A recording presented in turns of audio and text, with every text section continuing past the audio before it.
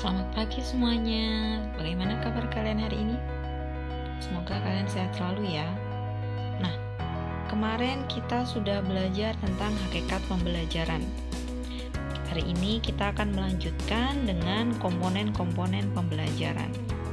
Kalian simak video presentasi teman kalian, kemudian nanti tuliskan pertanyaan pada kolom komentar untuk mempermudah diskusi kita pada pagi hari ini. Oke, silakan simak video presentasi dari teman kalian. Salam, selamat pagi, salam sejahtera bagi kita semua. Terima kasih kepada teman-teman yang sudah berkenan mendengarkan presentasi dari kami. Kami dari kelompok 5 yang beranggota 1 Novitalian MPM 2040604008. Yang kedua Rizda NPM 2040604008. Kami akan mempresentasikan terkait dengan materi komponen-komponen pembelajaran. Materi komponen-komponen pembelajaran yang akan kami bahas yaitu yang pertama, pengertian komponen pembelajaran. Yang kedua, mengkaji tujuan pembelajaran. Yang ketiga, materi pembelajaran. Yang keempat, strategi dan metode pembelajaran. Yang kelima, media pembelajaran. 1.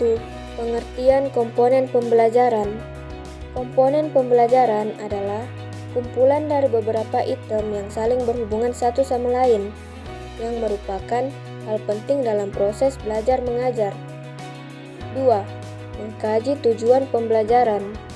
Yang pertama, Robert F. Meagher memberi batasan yang lebih jelas tentang tujuan pembelajaran, yaitu maksud yang dikomunikasikan melalui pernyataan yang menggambarkan tentang proses yang diharapkan dari siswa. Yang kedua, H. Daryanto. Tujuan pembelajaran adalah tujuan yang menggambarkan pengetahuan, kemampuan, keterampilan, dan sikap yang harus dimiliki siswa sebagai akibat dari hasil pembelajaran yang dinyatakan dalam bentuk tingkah laku yang dapat diamati dan diukur. Yang ketiga, B. Suryo Subroto menegaskan bahwa tujuan pembelajaran adalah rumusan secara terperinci apa saja yang harus dikuasai oleh siswa sesudah ia melewati kegiatan pembelajaran yang bersangkutan dengan berhasil. 3. Materi pembelajaran. Materi pembelajaran pada dasarnya merupakan isi dari kurikulum, yakni berupa mata pelajaran atau bidang studi dengan topik atau subtopik dan rinciannya. Isi dari proses pembelajaran tercermin dalam materi pembelajaran yang dipelajari oleh siswa.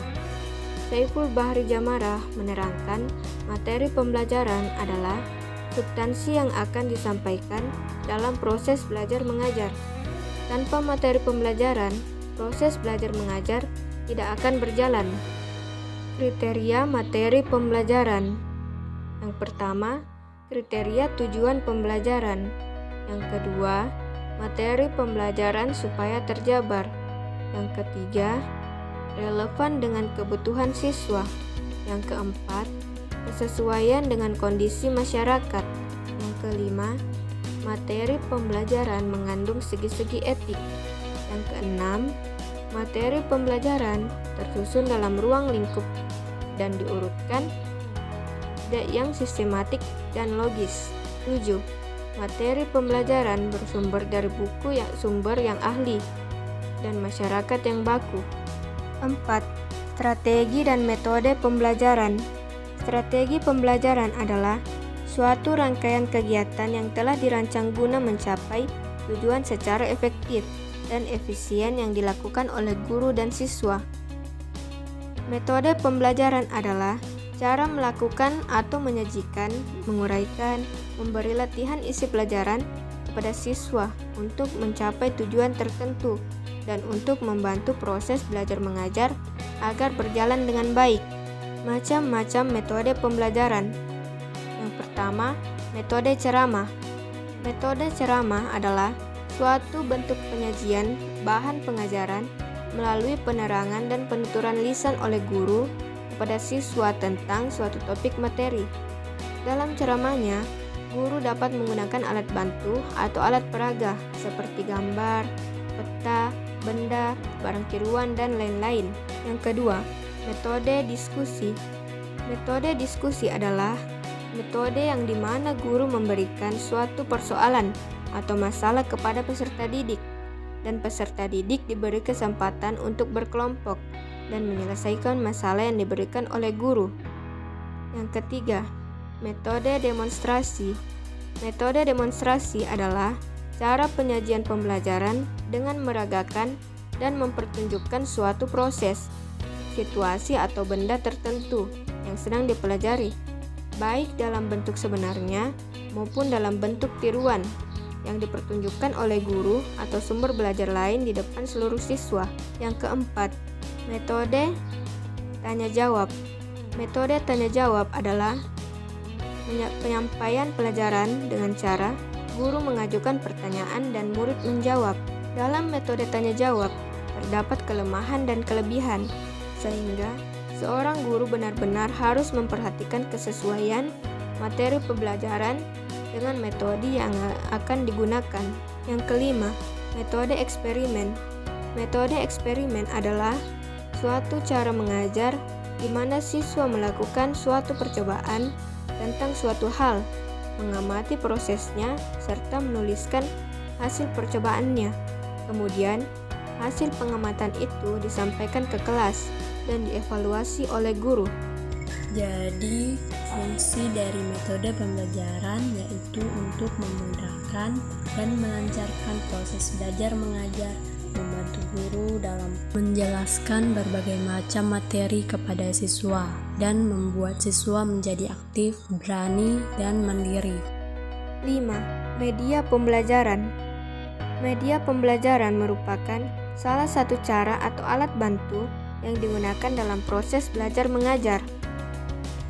Fungsi-fungsi media pembelajaran. Yang pertama, teknologi pembawa pesan yang dapat dimanfaatkan untuk keperluan pembelajaran. Yang kedua, sarana fisik untuk menyampaikan materi pembelajaran. Yang ketiga, sarana komunikasi dalam bentuk cetak maupun pandang, dengar beserta perangkat kerasnya. Yang keempat, alat untuk memberi perangsang bagi siswa supaya terjadi proses belajar. Yang kelima, sebagai segala sesuatu yang dapat digunakan untuk menyalurkan pesan yang dapat merangsang pikiran, perasaan, perhatian, dan kemauan siswa untuk belajar. Yang keenam, sebagai alat komunikasi yang digunakan dalam proses pembelajaran untuk membawa informasi berupa materi ajar dari guru kepada siswa, sehingga murid menjadi lebih tertarik untuk mengikuti kegiatan pembelajaran. Kesimpulan, komponen pembelajaran adalah kumpulan dari beberapa item yang saling berhubungan satu sama lain yang merupakan hal penting dalam proses belajar mengajar. Di dalam pembelajaran terdapat komponen-komponen pembelajaran, yaitu kurikulum, guru, siswa, metode, materi, alat pembelajaran, dan evaluasi dari semua komponen pembelajaran. Antara komponen yang satu dengan yang lain memiliki hubungan saling berkaitan. Guru sebagai ujung tombak pelaksanaan pendidikan di lapangan sangat menentukan dalam mencapai tujuan pendidikan. Terima kasih atas perhatiannya, kurang lebihnya kami mohon maaf. Demikian akhir presentasi dari kelompok kami, semoga bermanfaat. Salam, selamat pagi. Nah, demikian tadi presentasi oleh teman kalian. Jangan lupa menuliskan pertanyaan di kolom komentar untuk kita diskusikan ya.